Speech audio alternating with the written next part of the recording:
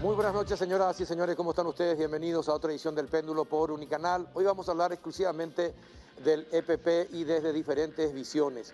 Una que tiene que ver con nuestro país, con el doctor Óscar Germán Latorre, ex fiscal general del Estado. Él estuvo en todo lo que fue la investigación del caso de Cecilia Cubas. Así que vamos a hablar con el doctor Latorre sobre el EPP, ¿son bandidos o son simples o son guerrilleros? De eso vamos a hablar con él. También vamos a tener la visión desde Colombia, con la senadora Paola Holguín y acerca del reclutamiento de niños, que al parecer es una práctica constante, o fue una práctica constante de la FARC y ahora lo es del EPP. Y el último bloque vamos a hablar con un periodista que estuvo secuestrado por la FARC. Se trata de Ervin Hoyos, periodista colombiano. Con ellos vamos a hablar sobre todo lo que es la FARC, lo que significó para Colombia y lo que puede significar el EPP para nosotros.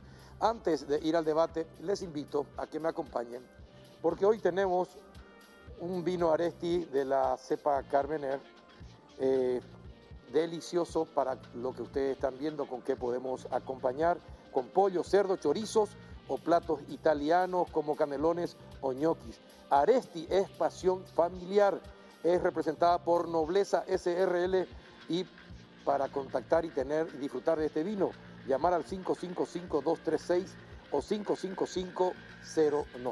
Aresti, salud. Ahora la pausa y retornamos.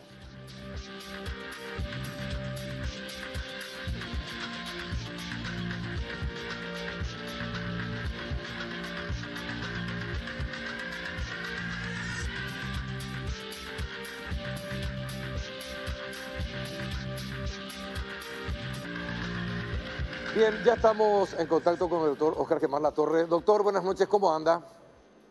Buenas noches, Carlos. Buenas noches a todos. Gracias por estar allí y acompañarnos. Bueno, doctor, el EPP, ¿qué es? ¿Un grupo de bandidos? ¿Es un grupo guerrillero? ¿Es un grupo terrorista? ¿Qué es el EPP, doctor? Es un grupo de criminales que se inició en sus primeros tiempos como un reclamo político, pero dejaron de lado la política y simplemente miraron el interés del dinero, y lamentablemente permitimos que este grupo crezca, Carlos. Para nuestra ley, que es lo importante, ellos son terroristas y así tienen que ser calificados. Ahora, pero No han crecido, doctor, creció efectivamente el EPP. Yo tengo una opinión muy particular sobre lo que representa realmente el EPP. Y me guío básicamente en la información que incautamos en Sanguinacue hace 17 años atrás. En aquel entonces, en la computadora de Carmen Villalba, encontramos archivos encriptados que luego nos exhibieron los planes de un secuestro, su arsenal y fundamentalmente sus programas de entrenamiento. Y para ese fin de año ellos estimaban que tendrían preparados 400 combatientes. Entonces, si hace 17 años ellos estaban ya con ese proyecto,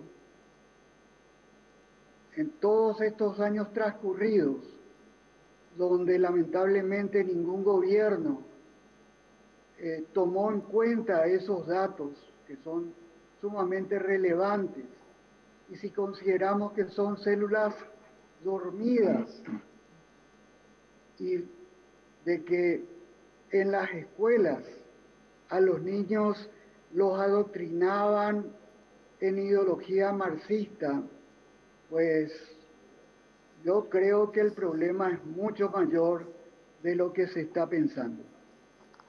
Pero nosotros los paraguayos somos evidentemente gente buena, pero muy ingenua. Nos dejamos embaucar, nos dejamos mentir Y fíjense de que hay gente que hoy está presentando a ese grupo de terroristas, secuestradores y asesinos como víctimas. Y ¿Pero víctima eso, de qué? víctimas de la persecución del gobierno, supuestamente. Y ahí aparecerán comisiones de derechos humanos que van a reclamar por las actuaciones del gobierno. Y lógicamente en esta lucha yo no he ido a la selva, pero conozco la selva, Carlos, porque cuando fui fiscal tuve la ocasión de tener que ingresar a esa selva, que realmente es toda una experiencia. No se ve absolutamente nada a más de 1 metro, aunque se pueden escuchar conversaciones de gente que están a 10, 15 metros de distancia, pero para llegar a ellos hay que caminar horas. Entonces, tenemos que saber conocer la realidad para poder juzgar. Y nosotros estamos enfrentando no a unos paraguayitos resentidos, no a unos simples criminales. Estos criminales, Carlos, son alumnos aventajados de las FARC. Ellos se entrenaron con la FARC, viajaron a Colombia, Sí. y eso hay evidencias comprobadas. Aprendieron a secuestrar, a matar, a sobrevivir y a realizar trabajos de inteligencia con la FARC. Por eso siempre estuvieron 2 pasos por delante de nuestras autoridades. Me incluyo como en su momento fui fiscal. Pero si no aprendemos las lecciones o tiramos los datos que tenemos al buzón de los recuerdos, entonces definitivamente vamos a perder la lucha. Ahora, pero hemos aprendido la lección, doctor. De acuerdo a lo que usted está diciendo, parece que no aprendimos la lección. Yo creo que lo que aprendimos no lo estamos aplicando, porque hay gente que conoce mucho y tal vez no esté siendo escuchada o no es atendida debidamente. Yo comprendo, este tema no es fácil, Carlos. No, que se saquen de la cabeza aquellos que critican por la falta de efectividad de las fuerzas de tareas conjuntas. No es sencillo. Y más allá del quehacer de las fuerzas, también se necesita una voluntad política. Una voluntad política que significa tomar decisiones que pueden producir tremendas consecuencias políticas. Imagínate la situación que tenemos hoy en día, que la viví personalmente en más de una ocasión. Hay un secuestrado y tenemos datos para ubicar el lugar y realizar eventualmente una intervención. Y allí uno se pregunta, ¿qué hacer? ¿Intervengo o no intervengo? ¿Arriesgo o no arriesgo la vida del secuestrado? Si tengo éxito y lo conseguimos liberarlo con vida, pues el mundo será poco premio. Pero si fallece, si ocurre un accidente y lo matan, definitivamente el costo político va a ser muy alto. La catástrofe va a ser tremenda a nivel político. Sí, sí, sí. Yo comprendo eso y respeto. No estoy criticando tampoco. Quiero que se entienda bien mi posición. Lo que quiero es advertirle a la gente, Carlos. Porque a veces queremos hacer el bien, pero el camino al infierno está lleno de buenas intenciones. Fíjate, las FARC o las FARC, bueno, los hijos de la FARC, que son los del EPP, están haciendo una campaña mediática utilizando a la pobre familia del senador Denis para distribuir productos a distintos asentamientos.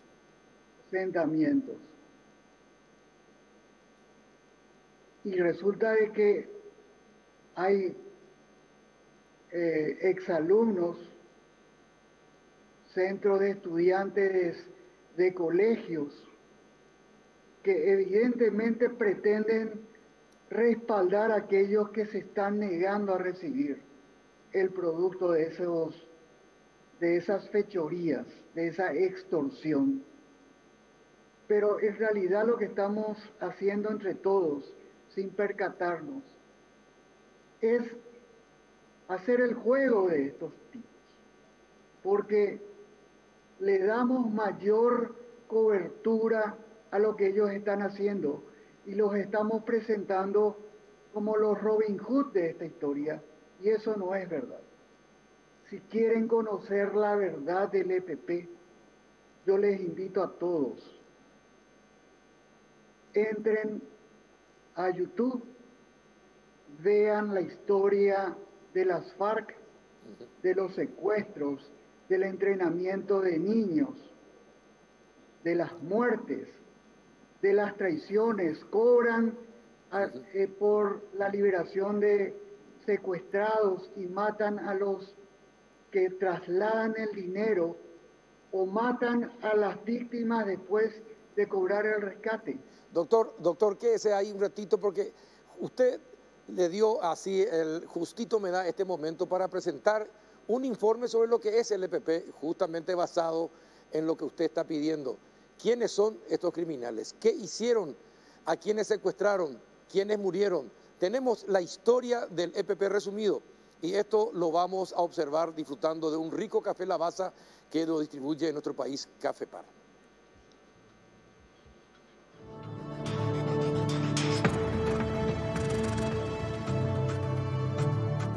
El miércoles 9 de septiembre, miembros del autodenominado Ejército del Pueblo Paraguayo volvieron a accionar tras varios meses de permanecer prácticamente inactivos. Exactamente una semana antes, el grupo armado recibió un duro golpe tras un enfrentamiento contra la Fuerza de Tarea Conjunta donde murieron 2 niñas, presuntamente hijas de los líderes del grupo criminal. A 8 días de este hecho, el grupo criminal en represalia secuestró al ex vicepresidente de la República, Óscar Denis Sánchez, a su capataz, el joven indígena Adelio Mendoza, liberado ya este martes.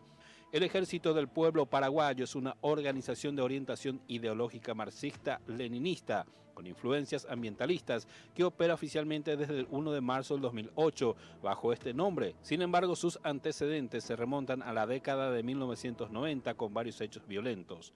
El 16 de noviembre del 2001, el grupo armado inicia la industria del secuestro con el plagio de María Edith Bordón de Bernardi. Con el paso de los años, el grupo armado siguió perpetrando varios secuestros con fines lucrativos de extorsión al gobierno y hasta de tinte político. El secuestro de Óscar Denis y su colaborador es el 15º perpetrado en la historia del grupo criminal. Tras la liberación de Bernardi, secuestraron a Cecilia Cubas, hija del expresidente de la República Raúl Cubas Grau. Se trató de un hecho emblemático ya que la joven fue cruelmente torturada y asesinada por los criminales. La lista siguió con el secuestro de Luis Alberto Lindström, Fidel Zavala, el joven Arlan Fick, el suboficial de policía Edelio Morínigo, el colono Robert Nato y su esposa Erika Reiser, Abraham Fer, Franz Webb, Félix Urbieta, Franz Hebert y Bernard Blatz. De esta lista, 6 fueron liberados, 5 murieron en manos del EPP y 2 siguen desaparecidos. En todos estos años, no solo los secuestros fueron la muestra de poder de este grupo armado.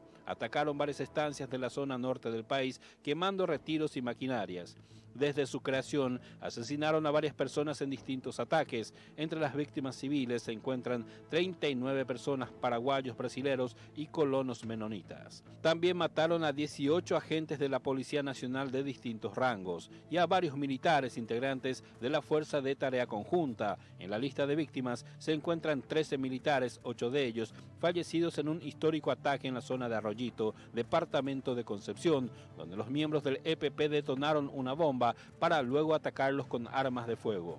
Tras el enfrentamiento en donde murieron 2 niñas combatientes, se visibilizó, a través de nuevos videos incautados en el campamento hallado en la zona, la práctica criminal de reclutamiento de menores en sus filas y la conformación de una nueva brigada presuntamente integrada por indígenas, quienes se habrían atribuido el plagio de Oscar Denis y Adelio Mendoza.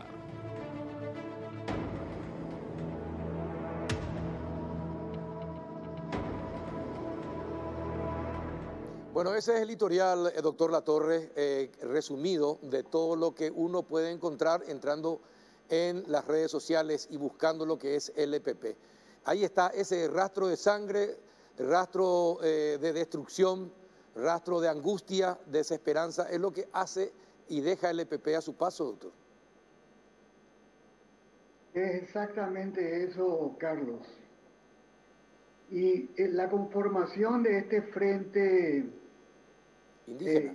de indígenas no es de extrañar, porque recuerdo que el sueño de Martí era precisamente conformar un grupo a nivel de indígena con un movimiento que creo que era 19 de abril, si no estoy trascordado. Ese fue siempre el sueño de Martí.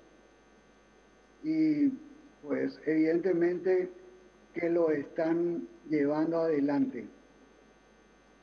Mira, Pacho Santos, cuando estuvo acá en Paraguay, nos advirtió, nos dijo, no cometan el mismo error que nosotros los colombianos, que no reaccionamos a tiempo, no tomamos este tema en serio, y cuando quisimos reaccionar ya fue muy tarde.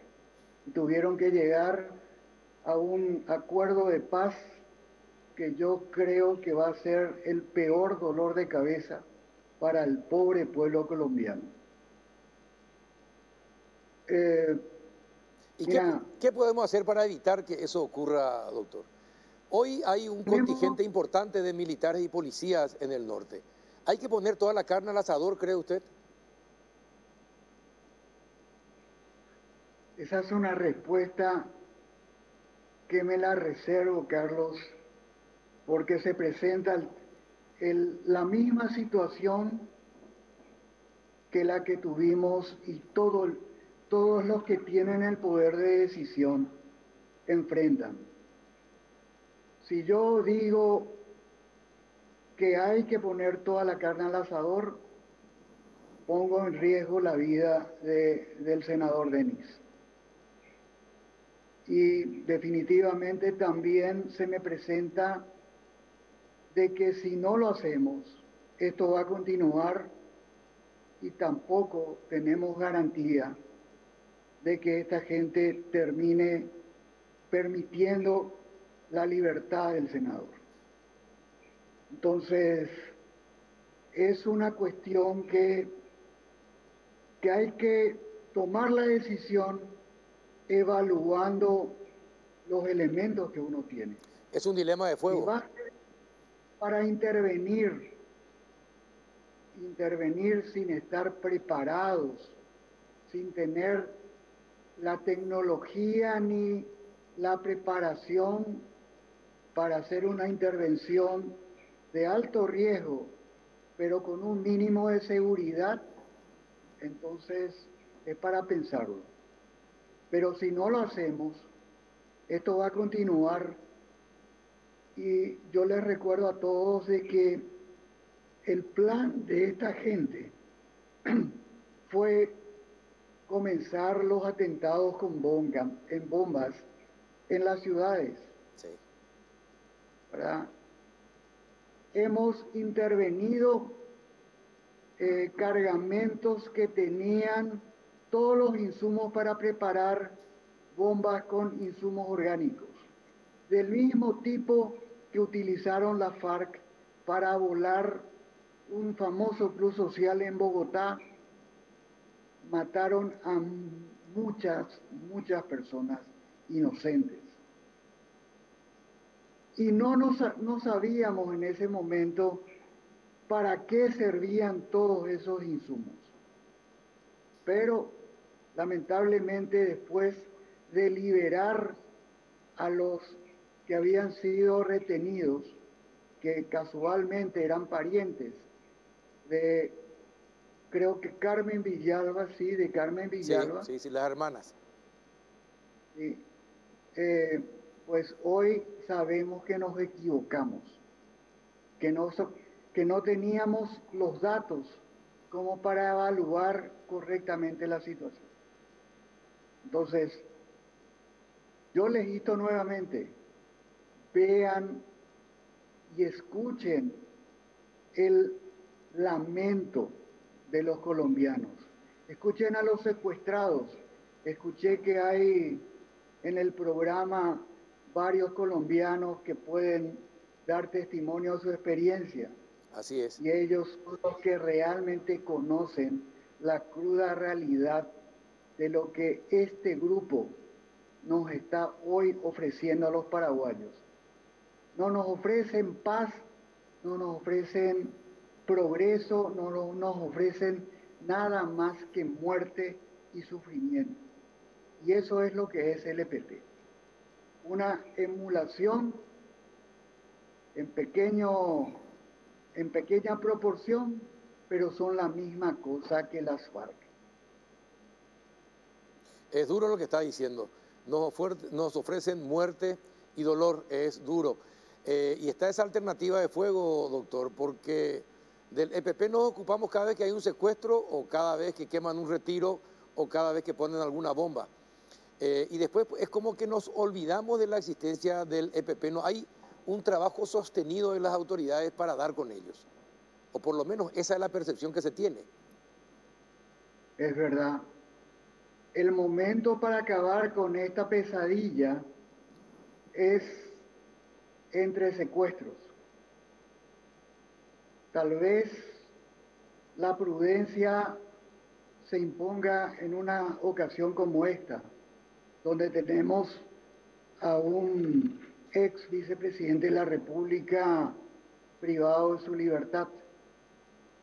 Pero quisiera que el gobierno considere esto.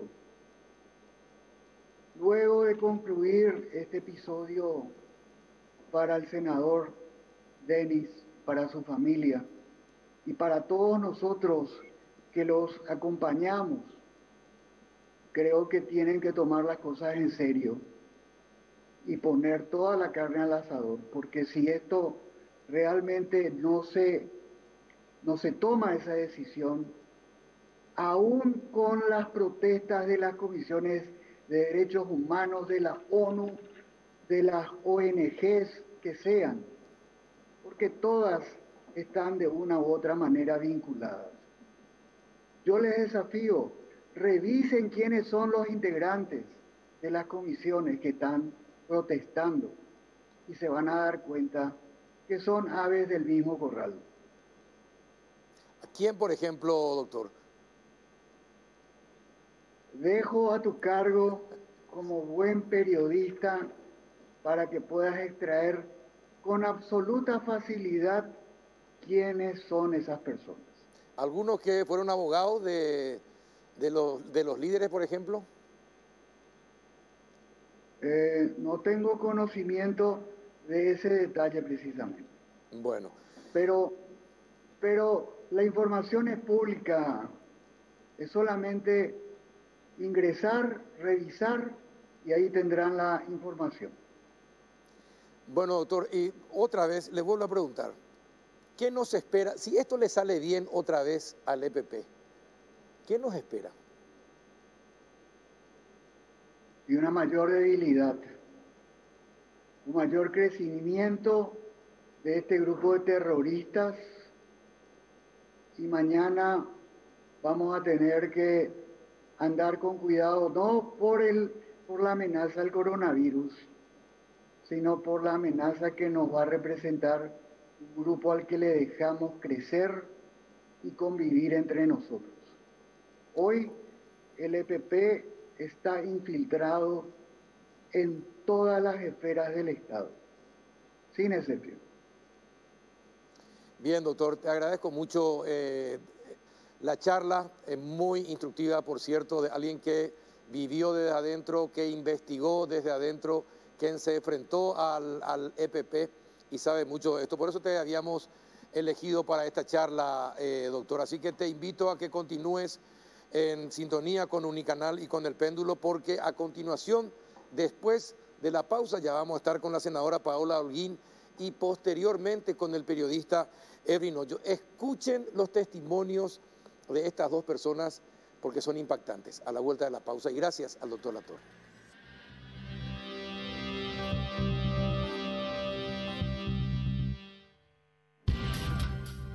Bristol, aprovecha la semana de lavarropas y secarropas con precios imbatibles y las cuotas más bajas del mercado en todas las marcas y modelos. Escucha esta super oferta. Lavarropas automática Midea 7 kilogramos carga superior. Precio normal 18 cuotas de 180.000 guaraníes. Ahora, solo 18 cuotas de 119.000 guaraníes. Contactanos ya desde la comodidad de tu hogar al WhatsApp 0991-670-000, llamando al 519-4000. También a través de nuestras redes sociales o comprando online en www.bristol.com.py.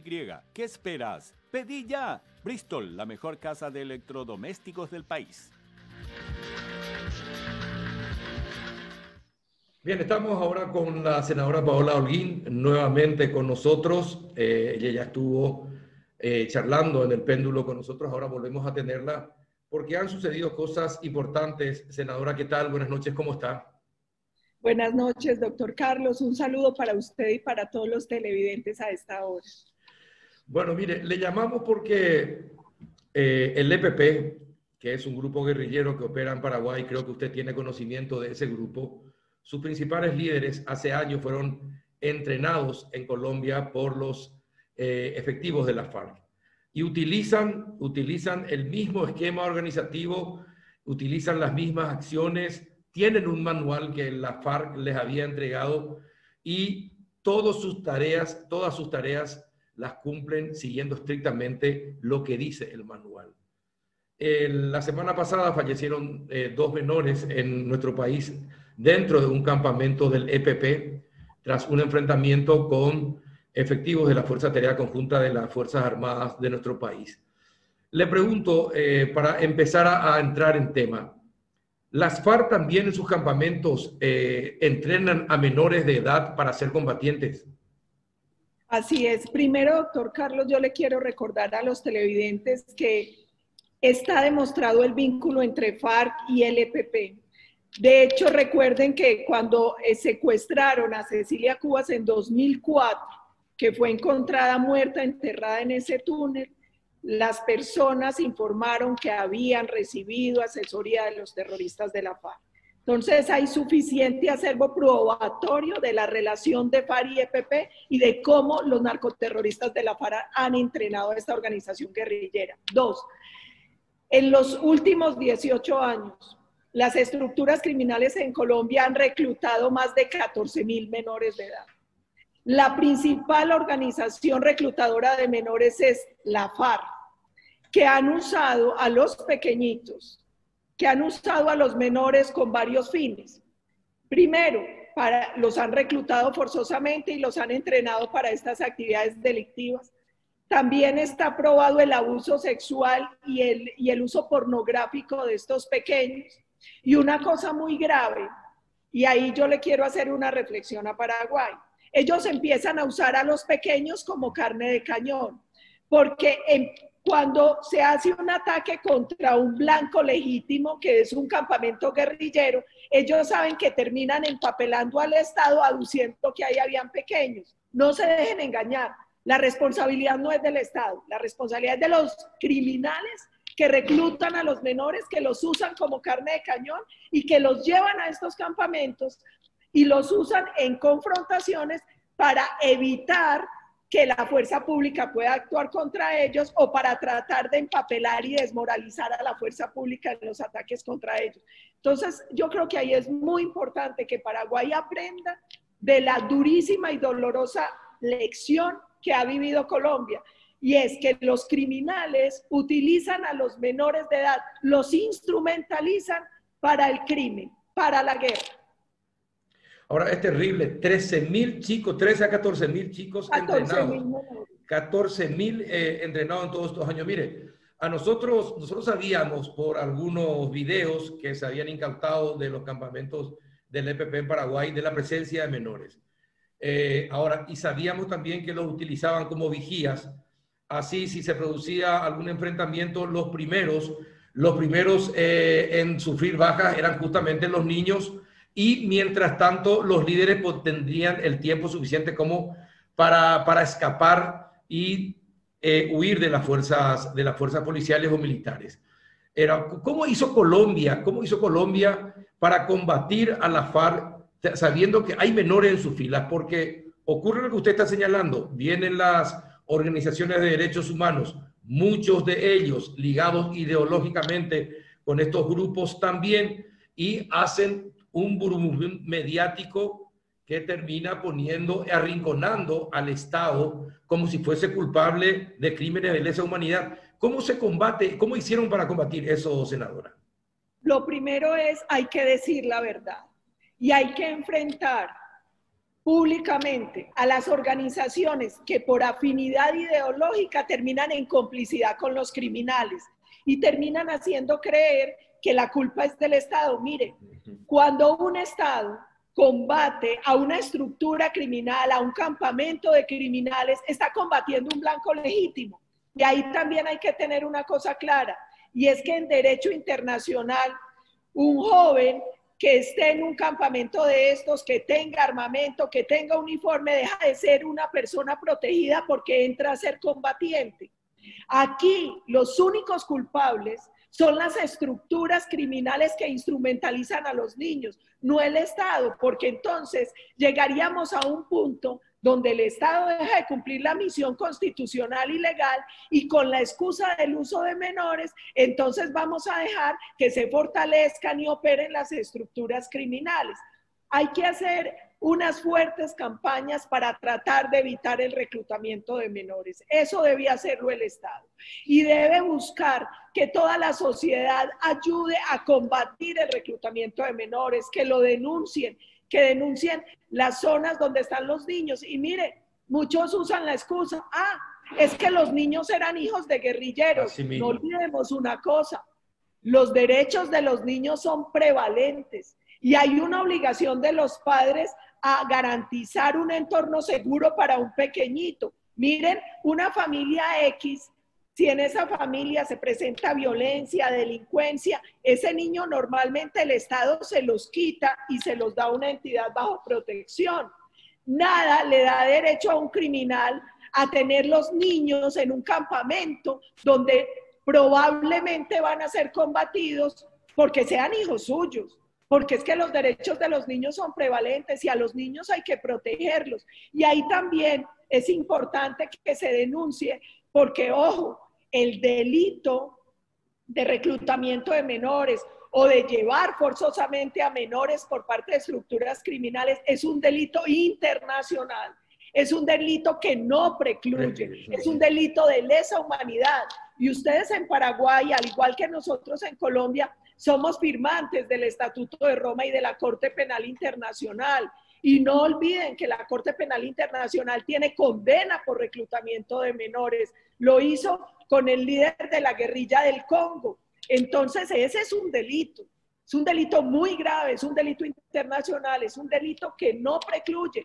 Hay que denunciar y también hay que dejar en evidencia a las ONGs que se valen de este tipo de argumentos para ser cómplices y permitir el fortalecimiento de las estructuras criminales. En esto yo quiero ser reiterativa. Los únicos culpables son los criminales que utilizan a los niños como instrumentos de guerra, no el Estado. no el Estado, que tiene una obligación constitucional y legal de combatir a los criminales. Ahora, senadora, durante el gobierno del presidente Uribe, Colombia ayudó mucho a Paraguay con presencia de técnicos, de instructores militares, con equipamientos inclusive. Bueno, ahora nuevamente se anuncia la presencia, la ayuda colombiana en esta ocasión porque hay un nuevo secuestrado. Hay dos nuevos secuestrados por el EPP luego del incidente con las menores. Es un ex vicepresidente de la República. Bueno, generalmente, ¿de qué manera usted tiene conocimiento Colombia colaboró? Sabemos del intercambio de información que es vasto, muy vasto, y que permitió conocer esos entretelones de los viajes de los dirigentes del EPP a Colombia para entrenarse con la FARC y compañía. Pero hoy día, ¿de qué manera Colombia puede ayudar a Paraguay para tratar de eliminar al EPP? De muchas maneras. La primera es, en Paraguay tienen hoy una ventaja, y es que tienen un presidente que es un demócrata comprometido con el combate al terrorismo. Porque quien no combate a los criminales termina condenando a su pueblo a la esclavitud eterna de esas estructuras criminales. Un presidente además que le da toda la confianza y las garantías a Colombia para entablar relaciones de cooperación. La cooperación se da de muchas maneras. Primero, a través de la Dirección Nacional de Inteligencia de Colombia se pueden profundizar las relaciones para compartir información. La segunda es Colombia a muchos países le brinda capacitación a los organismos de seguridad, por ejemplo, en temas de lucha contra el secuestro y la extorsión. Nosotros tenemos gaulas de ejército y de policía altamente entrenadas específicamente para combatir este tipo de crimen. Colombia es uno de los países que es reconocido internacionalmente como uno de los países que tiene más know-how en el combate de contrainsurgencia, en el combate contra estructuras guerrilleras. Entonces hay muchas formas.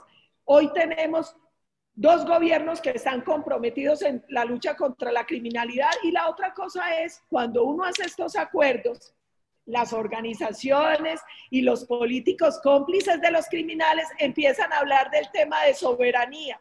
No se dejen engañar. Frente a estructuras criminales transnacionales, la opción válida es la cooperación transnacional, sí. Es la cooperación entre estados, de información, de entrenamiento para combatirlas. Colombia, lamentablemente, es un país que durante casi 7 décadas ha tenido que combatir estructuras criminales de este tipo. Nosotros tenemos el conocimiento, tenemos la autoridad moral, tenemos el compromiso de ayudar a cualquier otro país que lo necesite para que no tengan que padecer lo que nosotros hemos padecido.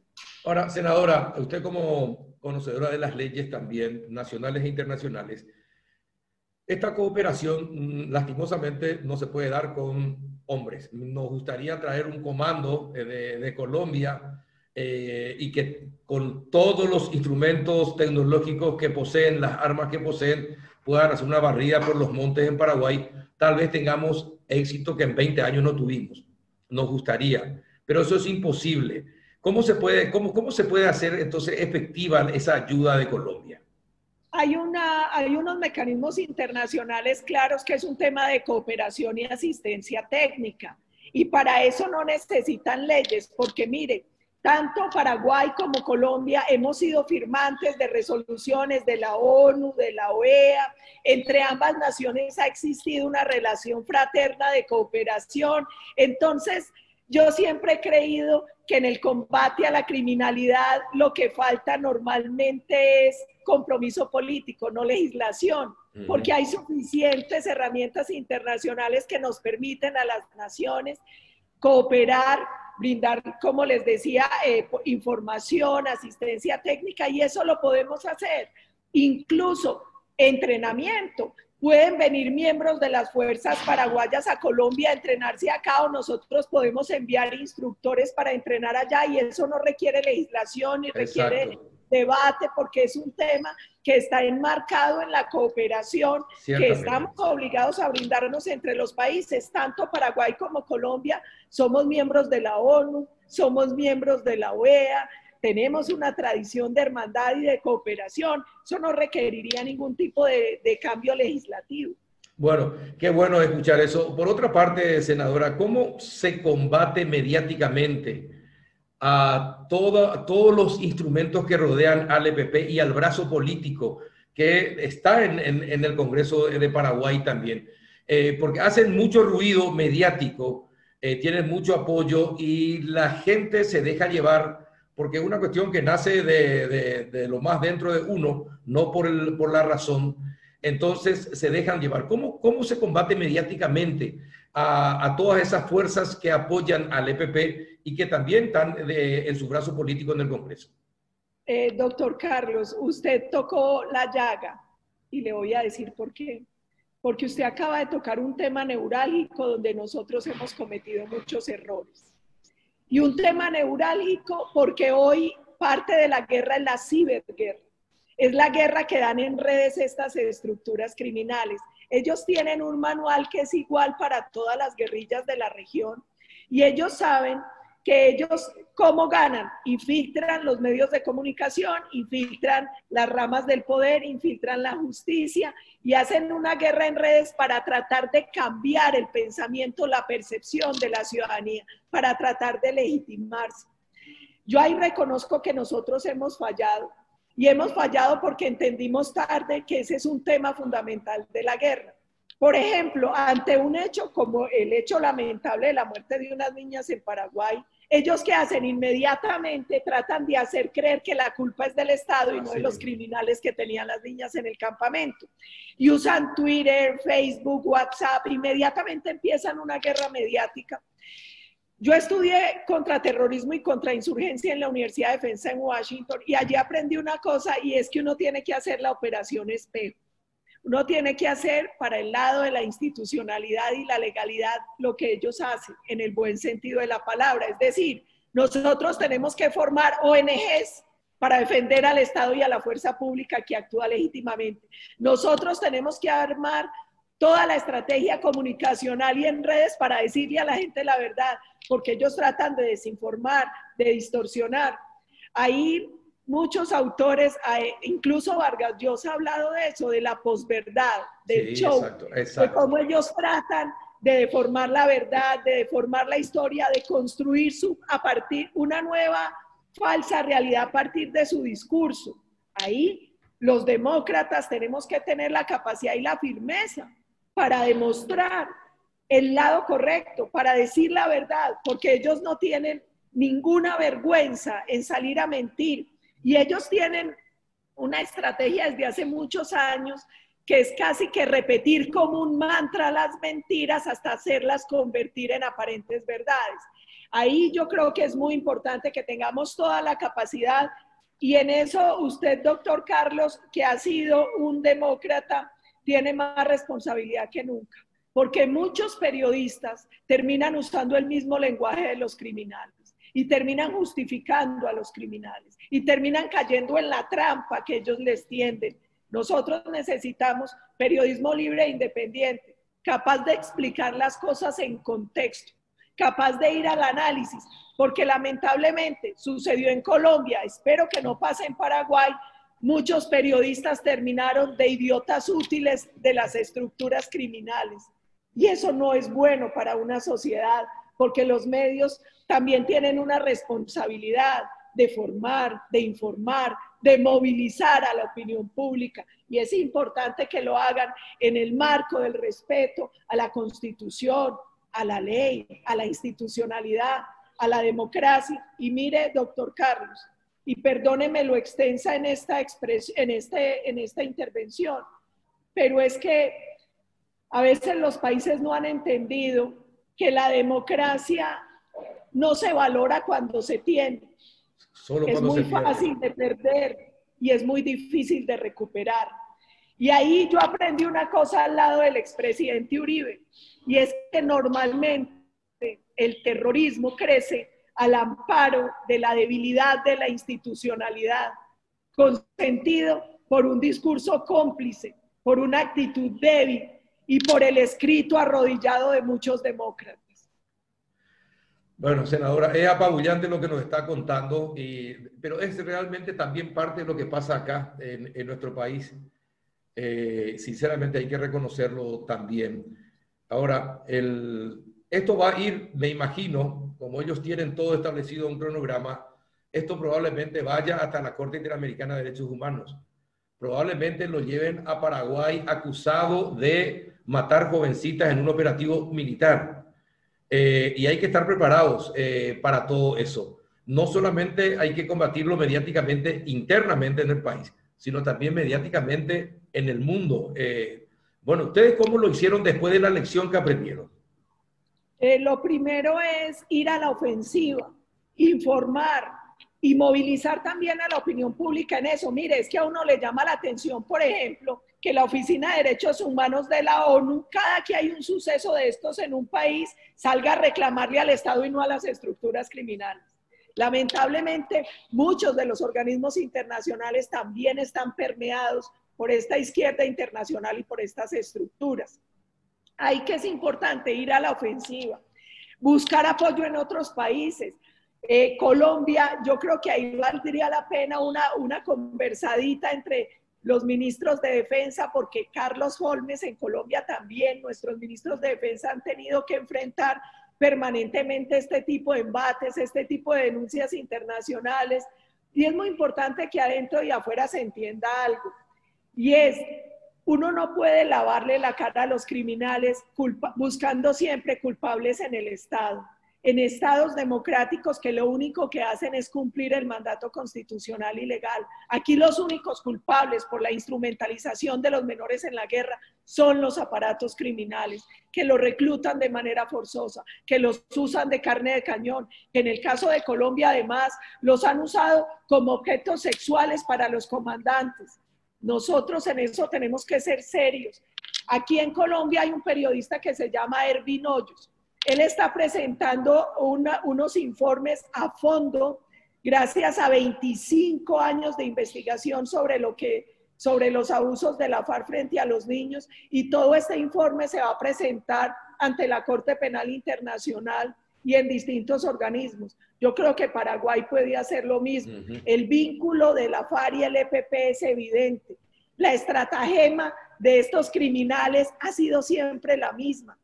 Y no podemos permitir que en Paraguay hagan lo que hicieron en Colombia, que fue usar miles y miles de niños como carne de cañón para la guerra. Usar miles y miles de niños para blindarse ellos como criminales y para terminar denunciando al Estado cuando el Estado trataba simplemente de cumplir su obligación constitucional y legal. Ahora, senadora Holguín, el periodista Hoyo, el que estuvo secuestrado, creo que 17 días en manos de la FARC, ¿verdad? Es el mismo. Sí, y es una persona además que ya 25 años investigando a la FARC desde adentro.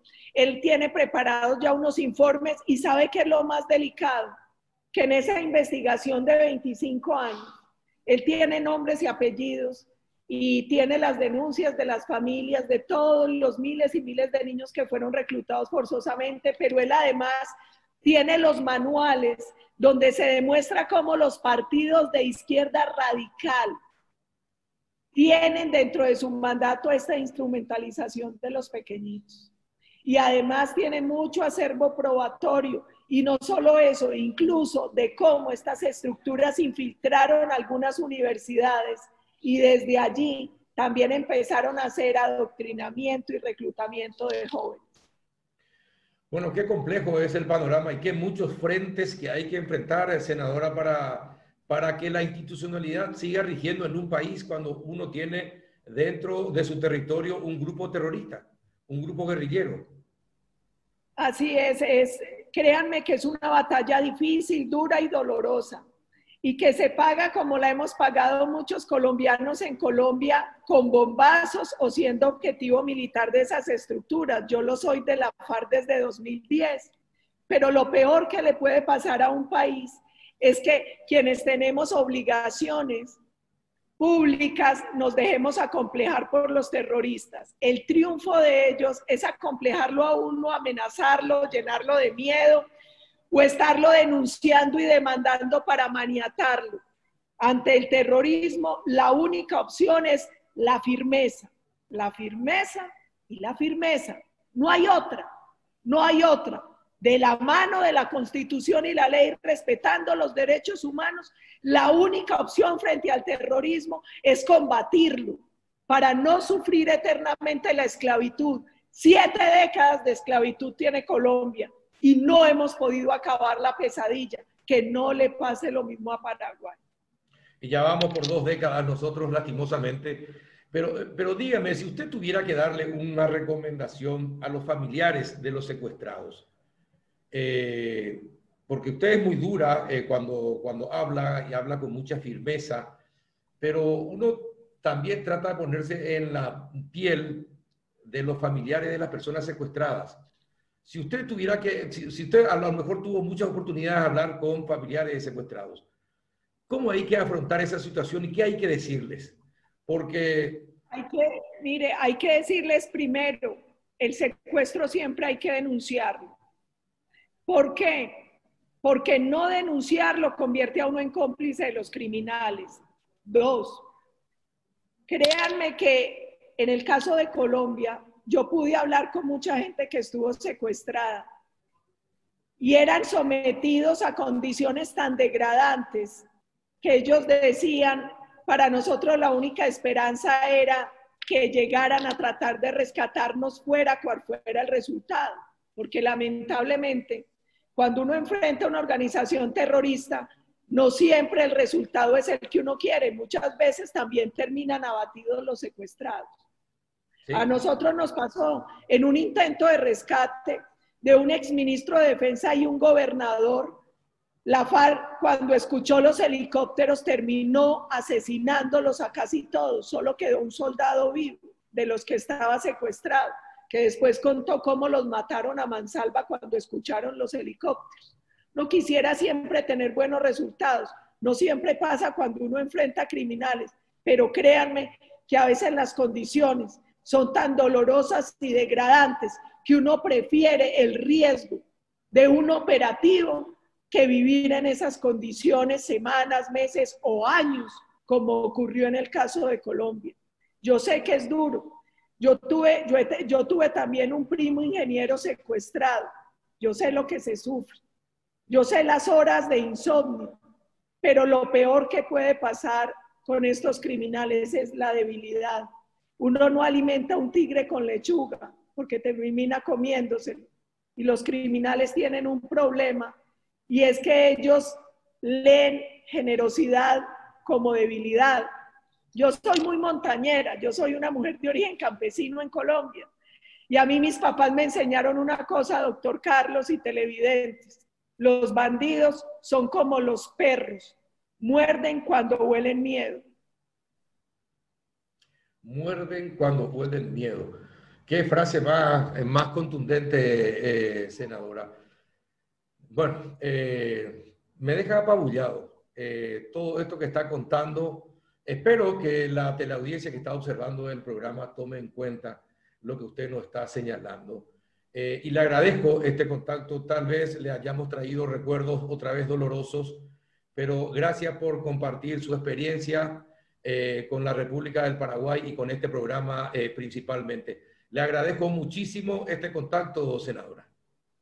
Muchas gracias a usted, doctor Carlos, y a todos los televidentes les digo, uno tiene que ser capaz de convertir el dolor en impulso moral para combatir a los criminales. Termino con esta anécdota. Después de una bomba que nos costó muchos muertos y heridos en Colombia, el presidente Uribe dijo una frase que nunca voy a olvidar y es: Colombia llora, pero no se rinde. Paraguay tampoco puede rendirse. Gracias, senadora. No nos vamos a rendir, le aseguro. Muchas gracias por este contacto. La senadora Paola Holguín desde Colombia, en directo para El Péndulo en Unicanal. Bien, señoras y señores, seguimos en El Péndulo por Unicanal y ahora estamos en una comunicación internacional con un destacado periodista colombiano, el señor Ervin Hoyos, a quien ya saludamos. Ervin, buenas noches de Asunción, Paraguay. ¿Cómo estás? Un gusto estar en este momento en esta conexión con Asunción. Un grato saludo para todos ustedes. Gracias por estar ahí, Ervin. Y bueno, queríamos charlar contigo porque sabemos de tu experiencia con la FARC. Ervin Hoyos es una persona que estuvo 17 días secuestrado por la FARC. Es un periodista que ha tenido un programa exitoso, que tiene un programa exitoso en Colombia con muchos premios. Se llama La Voz de los Secuestrados. Ahora, podríamos comenzar por ahí, Ervin. ¿Por qué se llama La Voz de los Secuestrados y qué querías exponer con el programa? El programa se llama Las Voces del Secuestro. Es un programa que surgió justo después de que yo fui secuestrado por la guerrilla de las FARC.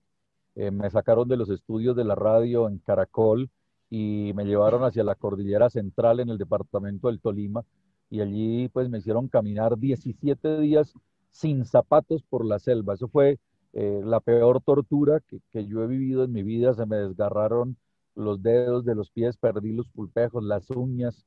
Fue una tortura absoluta. Uno tiene que pensar que a veces no es capaz ni siquiera de caminar en el patio de su casa sin zapatos. Sí mismo. Imagínese caminar por la selva. Y en esas condiciones me llevaron. Estando allá en cautiverio, amarrado con cadena de hierro a un árbol,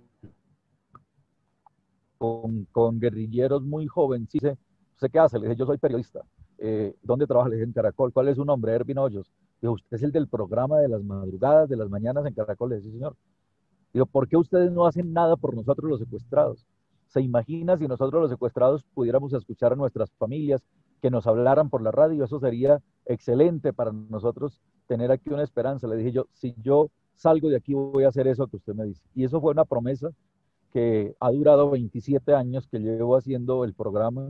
Estaba en Caracol, duré 24 años en Caracol, pero por presiones de las FARC, de la guerrilla terrorista de las FARC y del gobierno de Santos para ganarse el Nobel que le dieron, pues obligaron a la cadena a cerrar el programa, y ahora estoy en formato virtual ayudándole a todos los secuestrados del país. Así que es una experiencia de 27 años investigando el secuestro, la desaparición, el reclutamiento de menores y todos estos flagelos que afectan aquí a nuestro país. Usted sabe que en Paraguay tenemos un grupo guerrillero entrenado por la FARC desde hace 20 años aproximadamente. Paraguay no tiene la geografía de Colombia, indudablemente. Esta guerrilla ya ha secuestrado a 15 personas, ha puesto bombas, ha matado a agentes de policía, militares, a sus propios parientes porque creían que eran soplones de la policía. Les ha puesto una granada en la boca a una de las integrantes de la familia. Y bueno, y se produjo un enfrentamiento hace pocos días en nuestro país donde fallecieron 2 menores, 2 niñas. Según los militares paraguayos, las niñas estaban en los puestos de vigías y se enfrentaron a tiros con los militares que trataban de ingresar. Una vez después contabilizado el hecho los análisis correspondientes, se descubren que eran 2 menores. Y lógicamente comienzan los sectores que acusan al Estado de terrorismo y el Estado que explica a través de las Fuerzas Armadas que tuvieron que defenderse porque también se le dispararon a ellos. Es decir, y comenzó el tema del reclutamiento de menores. El EPP, como se llama el grupo criminal acá en Paraguay, fue entrenado por la FARC de Colombia. Utilizan el manual de la FARC para todos sus operativos.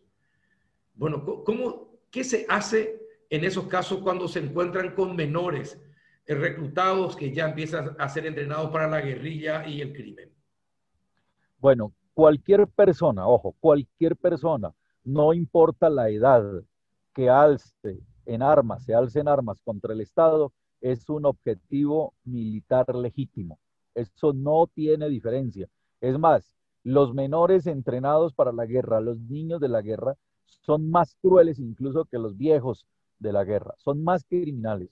Sus bríos, su destreza, su niñez, todo eso hace que ellos se conviertan en acérrimos combatientes, sanguinarios, despiadados, porque así los entrenan. A los niños se los llevan y lo primero que hacen es ponerles un nombre y les quitan el nombre de familia, el apellido, todo, y les ponen un nombre. A partir de ahora usted solo se llama Orlando, se llama Jair, se llama Pedro, y les hacen olvidar que tienen familia, les dicen que su familia ahora es el grupo terrorista y lo primero que hacen es enseñarles a asesinar.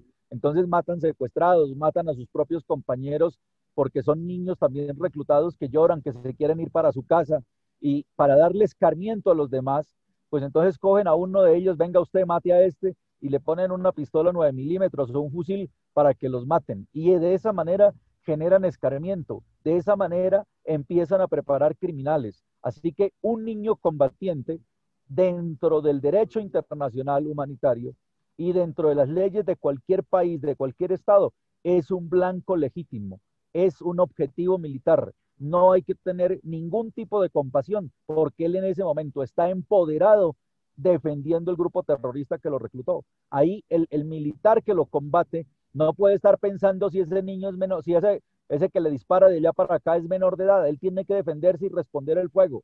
Ya, si caen abatidos, son blancos legítimos. Entonces, que el gobierno Paraguay no se dejen meter el cuento de la izquierda que les quieren ahora venir a sugestionar que por tener grupos armados con niños dentro no se puede proceder.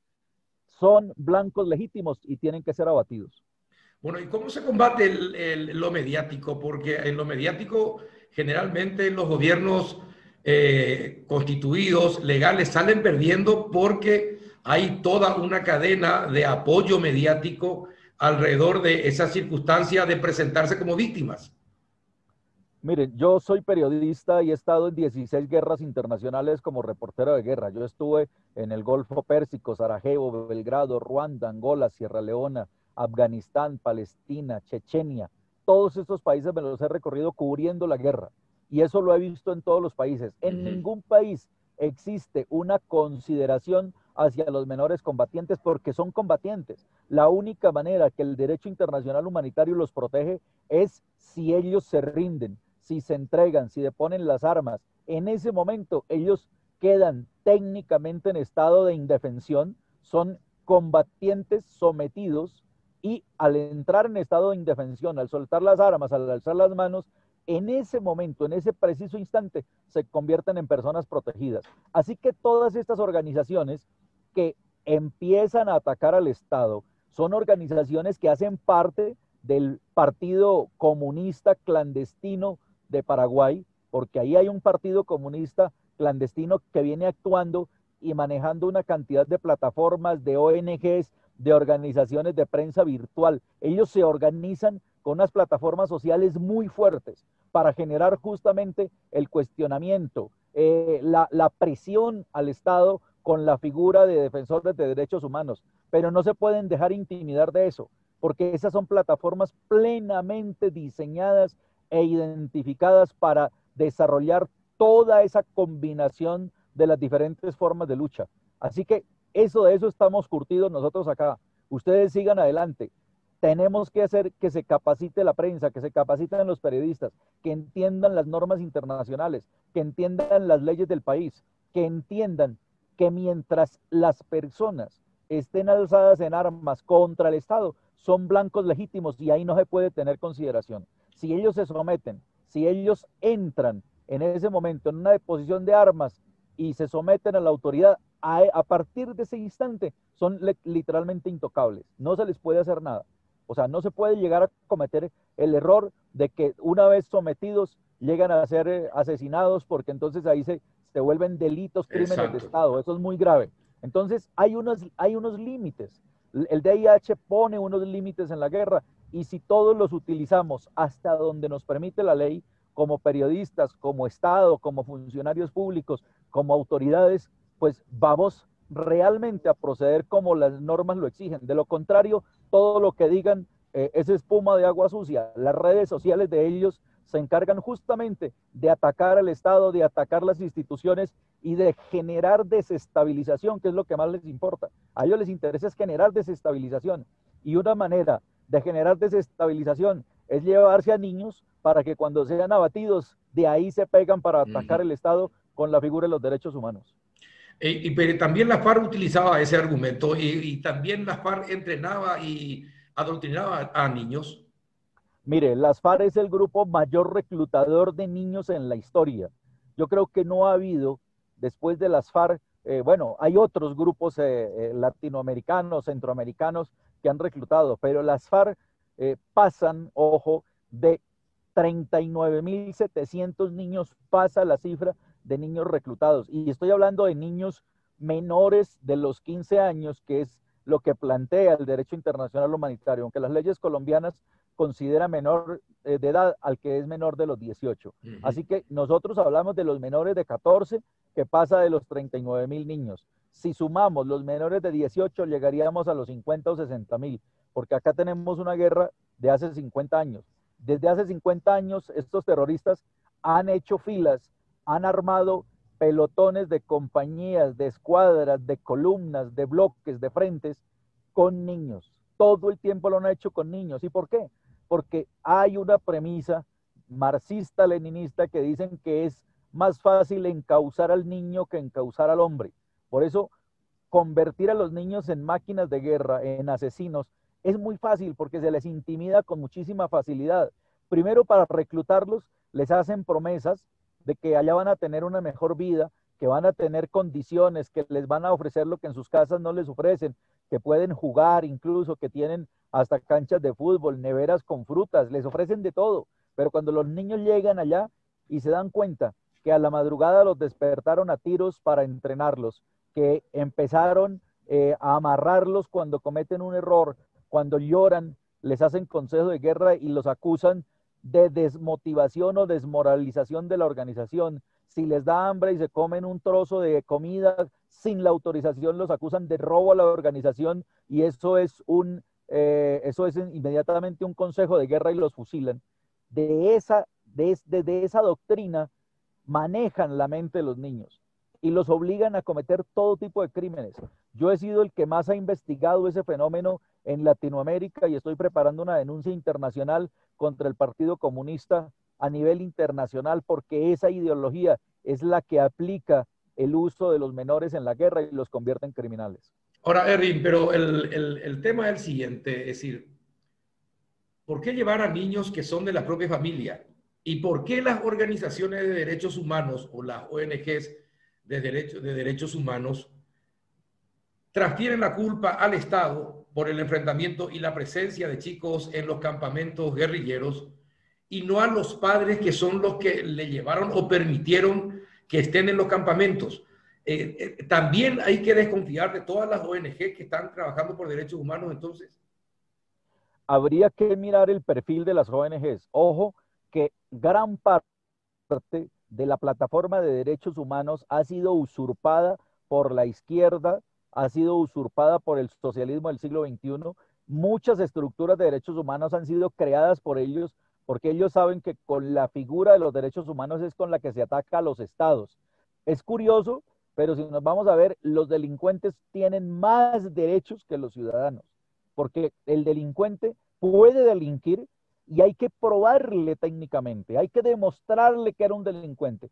Y encima de todas esas pruebas, incluso aparecen jueces de garantías que los ponen en libertad, porque esa figura de los jueces de garantías también fue instaurada por ellos. El PC3 o lo que se llama el Partido Comunista Clandestino Paraguayo está metido también en las estructuras de la justicia, está metido en las estructuras judiciales. Han creado organismos para manejar e influenciar las decisiones judiciales.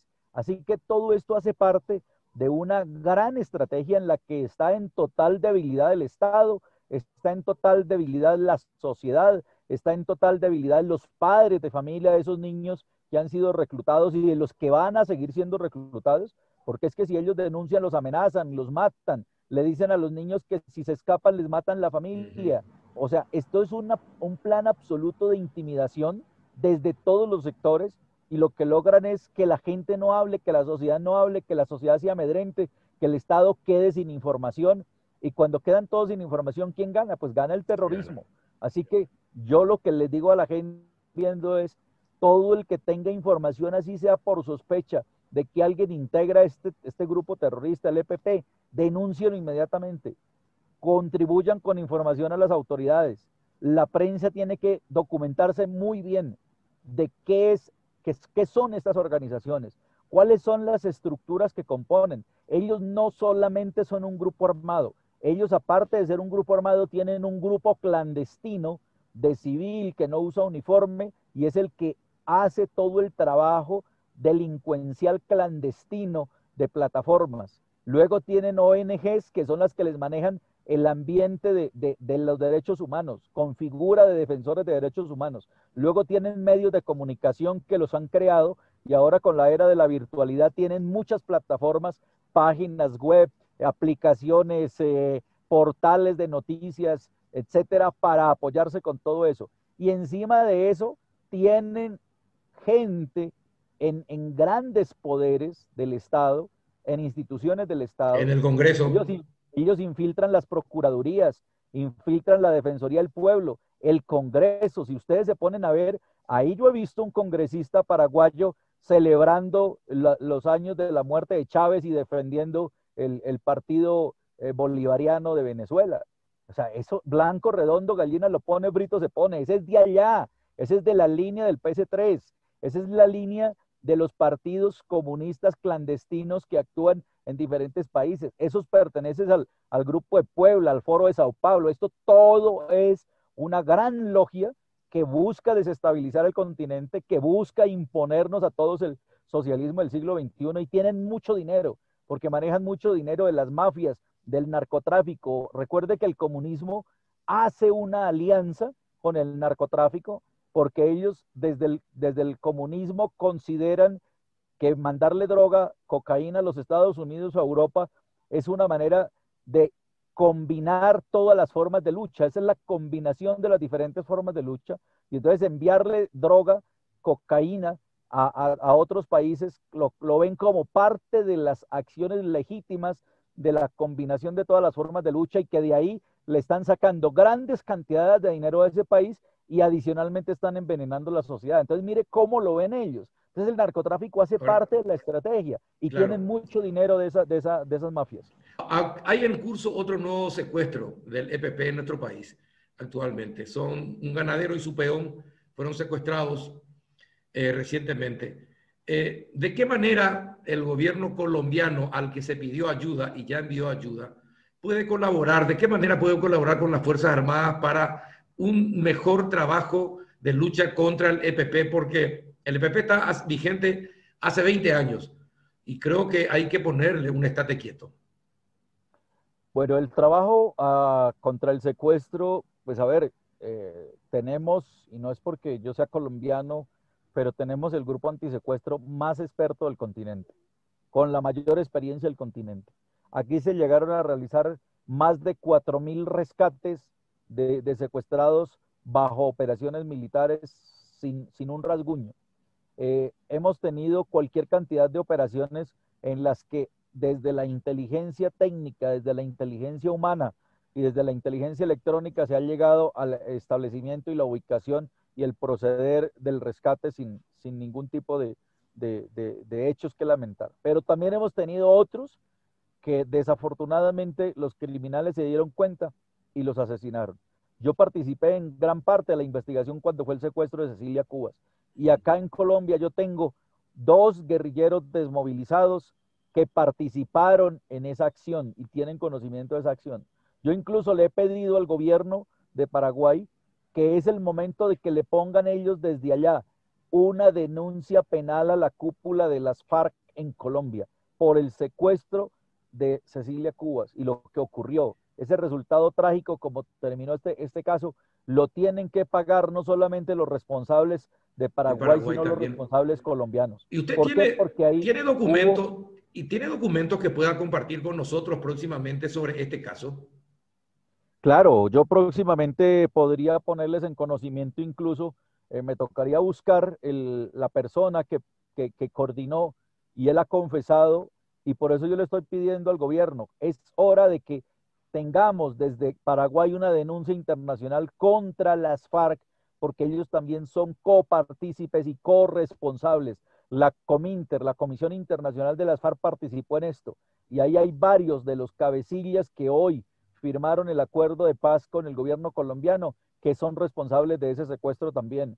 y no solamente en Ecuador, han participado en secuestros en Perú, han participado en secuestros en Ecuador, bueno, el de Paraguay, hay unos casos de Brasil, hay muchos de Venezuela, pero con Venezuela no contamos, hay casos de Panamá. O sea, yo estoy buscando reunir todos los casos de secuestros de ciudadanos latinoamericanos en todo el continente, donde las FARC participaron para que se les pongan las denuncias. Estoy buscando los casos de los israelíes, de los japoneses, de gente de distintas partes del mundo. Acá se secuestraron por parte de las FARC 784 personas extranjeras y vamos a acorralarlos con denuncias penales. Estos criminales tienen que responder y aunque en Colombia se les hizo una justicia a su medida, vamos a buscarles que la justicia internacional caiga sobre ellos. Ahora, don Erwin, ¿usted tiene algún testimonio, algún documento, algún video del entrenamiento y entrenamiento de los menores por la FARC? Sí, claro. Puedo compartirles, entonces vamos a mirar algunas imágenes de estos documentos, de estos informes. Yo he preparado en Colombia unos informes que los estamos presentando a lo que se llama la Jurisdicción Especial para la Paz, que es el sistema que creó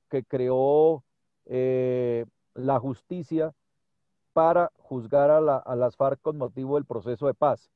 Entonces, yo les voy a compartir aquí rápidamente algunas imágenes de cómo ellos hacen el reclutamiento de menores, pero antes le quiero comentar así brevemente que esto es una técnica, que viene desde los años 64 aproximadamente, en donde las FARC empezaron a vincular campesinos, que como lo vemos en estas fotos históricas, desde esa misma época estaban vinculando niños, como lo podemos ver en estas imágenes, niños que hacen parte de las portadas de revistas guerrilleras como esta que ustedes ven aquí, que dice Nueva Colombia, es la portada de una revista guerrillera.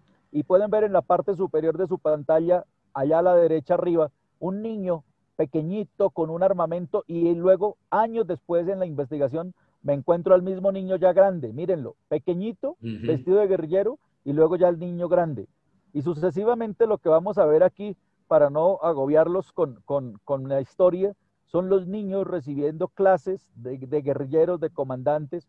Este, por ejemplo, es un criminal que los testimonios nos cuentan que cuando los niños se les duermen en clase, este tipo saca la pistola y les pega un tiro y incluso chispea de sangre a los compañeritos y él ni siquiera deja que limpien, sino que continúa la clase y después es que pide que lo saquen. O sea, ese es uno de los criminales más salvajes. Este sujeto pues ya fue dado de baja. Miren niños aquí con palos en lo que se llama la escuela básica de orden cerrado. Este es un documento video de estos niños de las FARC que aquí podemos ver la noticia que fue publicada en medios. Yo trabajo sobre pruebas que son documentos de las mismas FARC y también sobre documentos de prensa que están digamos, pues, registrados como parte probatoria de los hechos, exactamente. Luego tenemos todos estos documentos, son videos de las mismas FARC, ellos mismos los hicieron porque tienen, como el cuento, el descaro de grabar todo y afortunadamente lo graban porque esto nos permite tener muchas más pruebas sobre ellos. Mire, Organización Internacional presiona a las FARC para que libere a los niños que tienen en sus filas. Y eran niños chiquitos que se los llevaron de sus casas en esos días. Aquí vamos a ver, por ejemplo, miren las formaciones de niños que después ya son grandes, porque aquí ya tienen 18, 20 años aproximadamente, pero estos se los llevaron de 11, 12, 13, 14, 15 años, y todos hacen parte de escuelas de formación, que son gigantes escuelas en las que ellos participan, y que hay involucrados los que hoy son senadores en Colombia. Mira aquí, por ejemplo, estos niños indígenas, son niños de la absoluta pobreza en las cordilleras de Colombia, porque acá los indígenas tienen autonomía territorial, son gobierno propio, y mire, los cogen y los adoctrinan, y vemos aquí en una de estas fotos, uno de los comandantes guerrilleros de las FARC que ahora está en Venezuela, Jesús Santrich, que se escapó para Venezuela, y este es Jesús Santrich hace años, cuando estaba joven. Mírelo aquí abrazando al gobernador indígena, y aquí abrazando a 3 niñitas. Este criminal abusaba de estas niñas, se las pedía a los indígenas para que se las dejaran los fines de semana en una choza y él abusar de ellas. Y así sucesivamente tenemos muchos documentos que son parte del reclutamiento de menores, niñas de origen afrodescendiente que fueron reclutadas. Y esta es una de las técnicas de reclutamiento que utilizan acá, y es que hacen juegos en las veredas, en las regiones, bajo la presión de las armas, y miren los niños que están allí jugando con ellos. Esto es para generar familiaridad, simpatía, control de la gente, dominación sobre los niños, y de esa manera se los llevan a los grupos armados. Acá no les respetan la edad, se los han llevado de 7, de 8 años en adelante. Ahí vemos guerrilleros armados jugando con los niños. Estas son pruebas absolutamente irrefutables que les tenemos a estos criminales, que son los mayores predadores de los niños y de las niñas campesinas, que las cogen de mujeres. Por ejemplo, Jerónimo Galeano, un predador de niñas que se las llevaba a los 11 años y las convertía en su mujer. Y sucesivamente todos estos sujetos son criminales sin ningún tipo de compasión con los niños. Y eso es lo que yo estoy poniendo en conocimiento de las autoridades, de la justicia penal internacional, todo este crimen de lesa humanidad. Mire, todas estas son fotos que les hemos encontrado a ellos en sus computadores, porque ellos le hacen el perfilamiento a los niños, los siguen desde chiquitos, y cuando van creciendo, cuando tienen, mire, por ejemplo, esta carita, sí, ve, ya está uniformada ahí de guerrillera. Miren todos estos muchachitos, acá por ley tenemos que cubrirles el rostro para proteger la identidad de ellos, porque son personas que están bajo protección. Entonces, los que vemos son puros niños en su gran mayoría. En un campamento, en solo un campamento de 500 guerrilleros, 270, 280 son menores de edad. Mire este caso, por ejemplo, esta niña, ustedes le pueden ver una cuerda que tiene amarrada al cuello y que le templa del brazo hacia abajo. Pues esta niña le ponen esta cuerda porque a los minutos después ya pasa a ser fusilada. ¿Qué significa?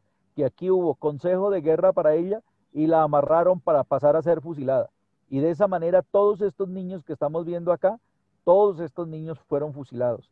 Se los llevaron a los 2, 3 meses de estar reclutados, fueron sometidos a consejos de guerra, ya sea porque no se dejaban violar las niñas, porque los peladitos llorando de noche, esperando irse para su casa, pedían regresar y los asesinaban. Esta niña, por ejemplo, la vemos montada en un caballito en la foto del lado izquierdo superior de la pantalla, y luego la vemos abajo ya vestida de guerrillera, hecha y formada. Entonces es una niña que la reclutaron desde chiquita, le hicieron todo el proceso de perfilamiento. Miren este niñito tan pequeño al lado de la otra guerrillera, y por el atuendo, la característica que vemos ahí, el niño es más antiguo en la guerrilla que ella.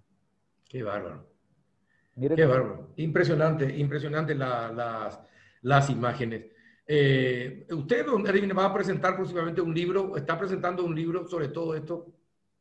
No, yo lo que estoy haciendo es presentando unos informes a la jurisdicción especial que crearon para juzgar a las FARC, y luego estaré mandando toda esta información en un gran informe que se le va a entregar a la Corte Penal Internacional, y yo soy el autor de ese informe que vamos a entregarle. Por ejemplo, en este caso, aquí estamos viendo el segundo informe y le voy a confirmar, mire, todos estos niños fueron fusilados.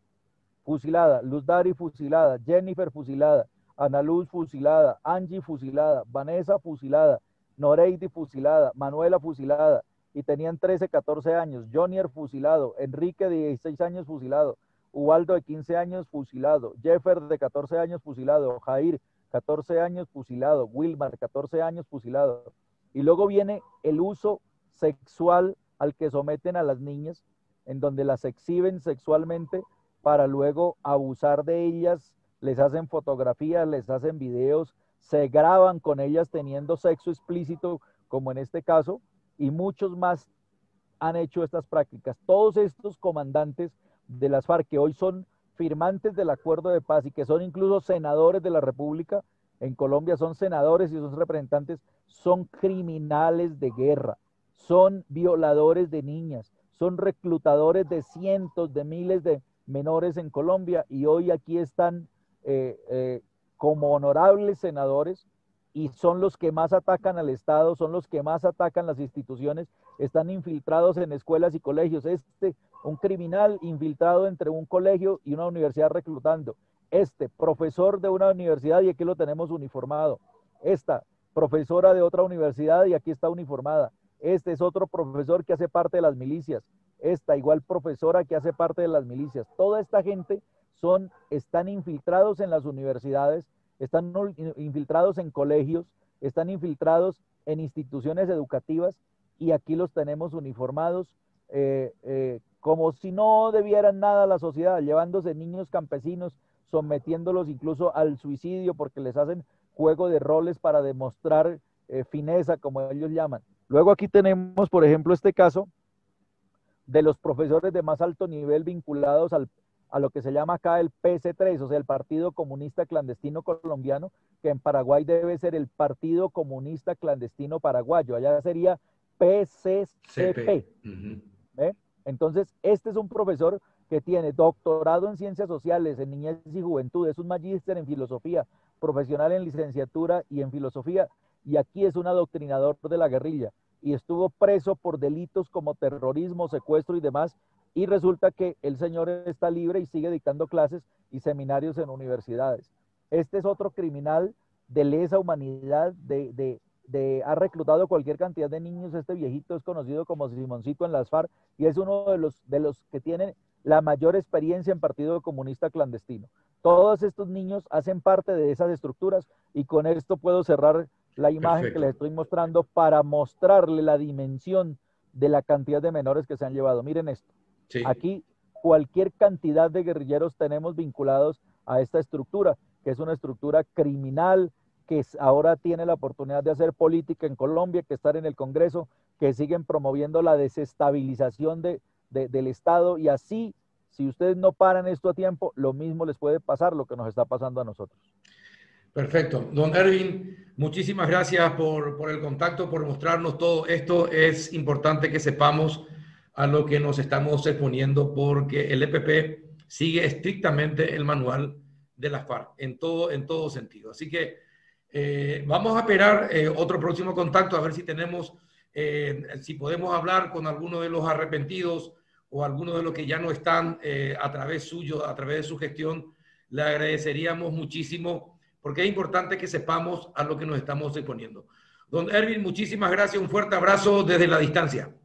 A ustedes un gran abrazo, y yo estoy con toda disposición de ayudarle a mis hermanos paraguayos, de ir hasta allá, de capacitar la policía, de capacitar las instituciones, de darle una instrucción también a los colegas de la prensa para que conozcan todo lo que se mueve detrás de esto, y que no se vayan a dejar quitar el país y se vayan a dejar imponer el socialismo. Un abrazo para todos. Muchas gracias. Erwin Hoyos, periodista colombiano desde Colombia, en exclusiva para el Péndulo de Unicanal. Gracias, don Erwin. Señoras y señores, muchas gracias por la atención.